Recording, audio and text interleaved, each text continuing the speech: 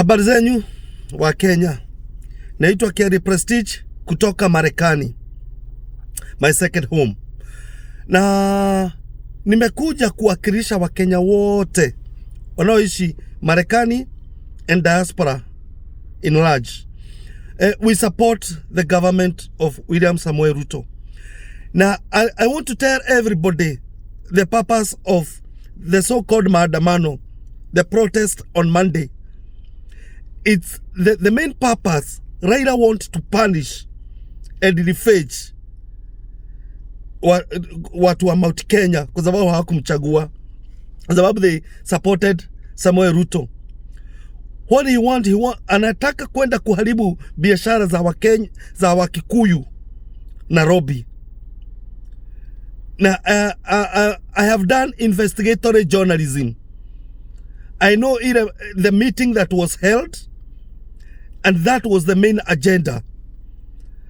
Tutaharibu biashara ya Wakikuyu kwa sababu they never supported us. So the main purpose ya Raila Amolo Odinga ni kurefage against Wakikuyu and Mount Kenya. So na njia moja ya kufanya hivyo ni kwenda kuharibu biashara zao. Musidaganywe, I have done investigatory journalism. I'm a professional journalist here in America.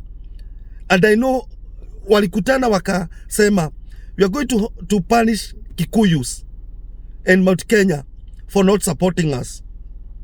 So musidaganywe, kuna purpose ingine. That's the main purpose. Jambo la pili, Mother Wangari Karua, we love you. We love you as one of us. But you misled Raila Amolo Odinga.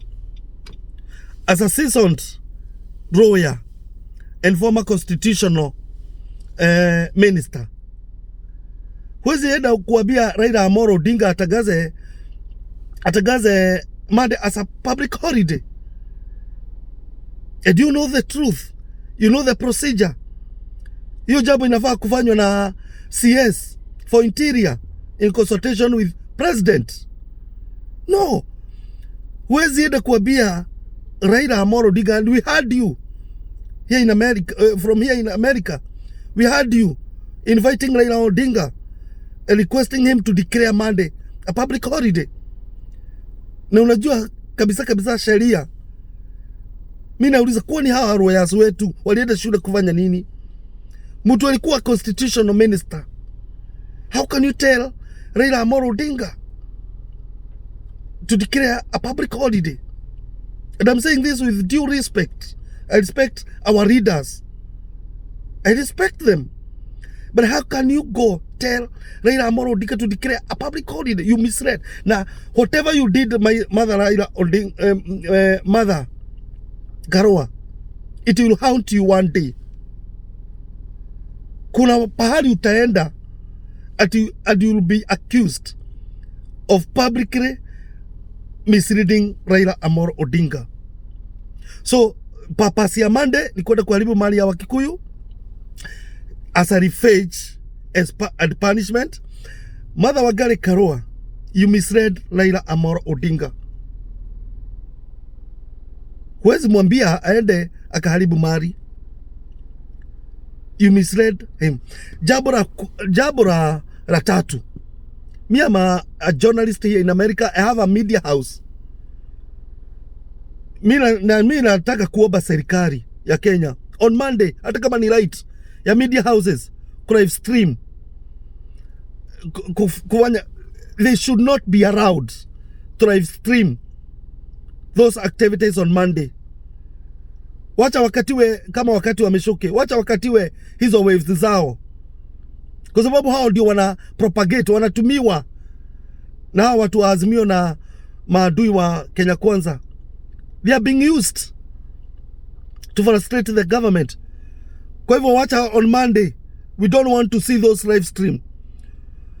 So I'm advising the government, ile media house ita live stream those chaos. Sababu kuna peaceful demonstrations. Wacha wakatiwe waves. Wacha wakae bila bila kupeperusha anything. Ule atajaribu ku live stream those. I'm a journalist. Yeah. I'm a journalist and I have my press card. And I'm not against those big media houses, but wanatumiwa kutuharibia nchi.